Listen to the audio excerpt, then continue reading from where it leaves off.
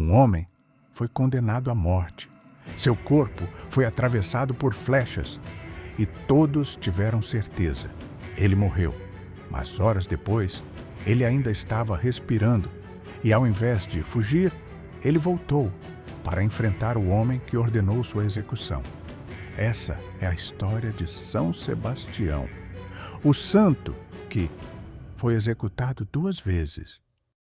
Muito antes das flechas, muito antes do martírio, existia apenas um menino. Segundo a tradição da Igreja, Sebastião nasceu no século III, possivelmente na região da Gália, atual França, embora tenha crescido em Roma, o coração do maior império da época. Desde cedo, foi formado dentro da disciplina romana, aprendeu estratégia, obediência e, acima de tudo, lealdade. Mas havia algo que o diferenciava. Em um mundo dominado por deuses pagãos, Sebastião conheceu a fé no cristianismo, uma fé ainda proibida, ainda perseguida, mas que crescia em silêncio, dentro das casas, nas sombras e nos corações. E em algum momento também alcançou Sebastião. E foi com essa fé que ele chegou à vida adulta. Ao atingir a idade adulta, Sebastião entrou para o exército romano e não demorou para se destacar.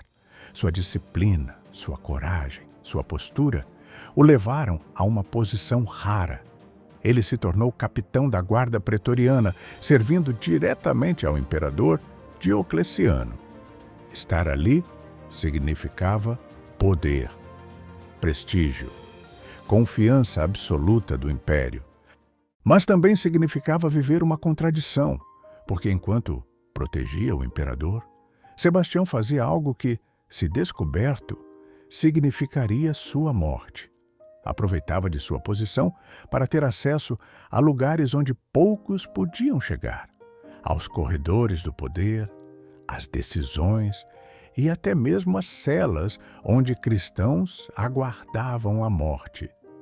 Ele não era apenas um soldado de Roma, e por mais que pudesse permanecer em silêncio, ele fez uma escolha.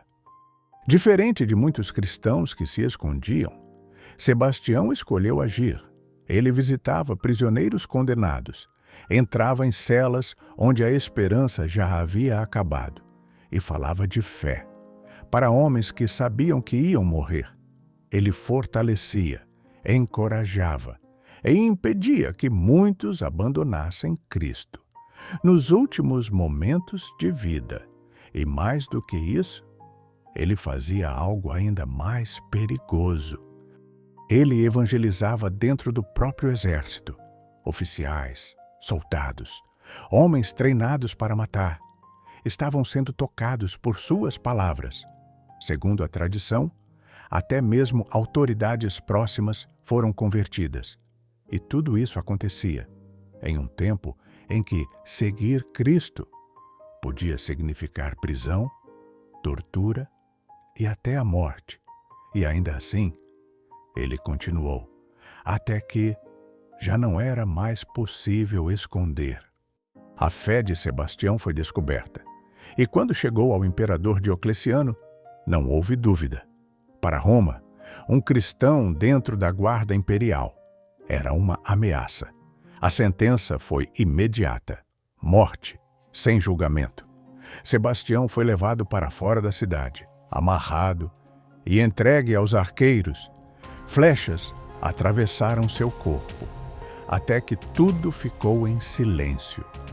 E naquele momento, todos acreditaram que tudo havia acabado. O silêncio tomou conta. O corpo permaneceu ali, imóvel, esquecido, como tantos outros antes dele. Mas, naquela noite, alguém se aproximou. Uma mulher chamada Santa Irene de Roma aproximou-se do local, não em busca de um milagre, mas apenas para recolher um corpo. Mas ao se aproximar, percebeu algo impossível. Ele ainda respirava, ferido, destruído, mas vivo. Segundo a tradição cristã, ele foi cuidado, tratado e lentamente recuperado. E então, contra toda lógica, ele voltou a ficar de pé. Mas o que vem a seguir é o que realmente muda essa história. E agora eu quero te fazer uma pergunta. Você teria coragem de voltar depois de quase morrer? Porque Sebastião teve. Ele não fugiu, não se escondeu. Ele voltou até o imperador, ficou diante de Diocleciano e denunciou a perseguição contra os cristãos. Um homem que deveria estar morto, agora falava com coragem, diante do homem mais poderoso do império.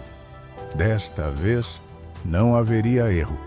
Ao ver que aquele homem ainda estava vivo e agora o confrontava publicamente, o imperador Diocleciano não permitiria qualquer dúvida.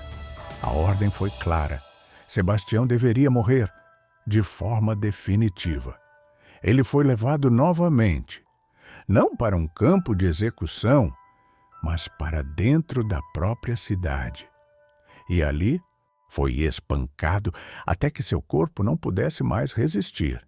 Sem julgamento, sem honra, apenas violência.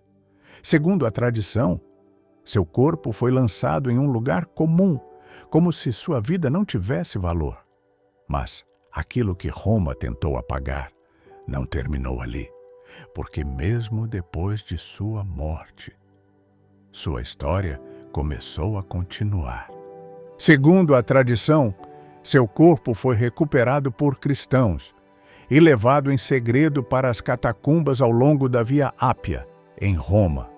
Com o tempo, aquele lugar deixou de ser apenas um túmulo e passou a ser visitado por fiéis que iam até ali, não só para lembrar, mas para rezar, junto ao testemunho de um mártir. E aquilo que começou em silêncio, nas sombras da perseguição, atravessou gerações.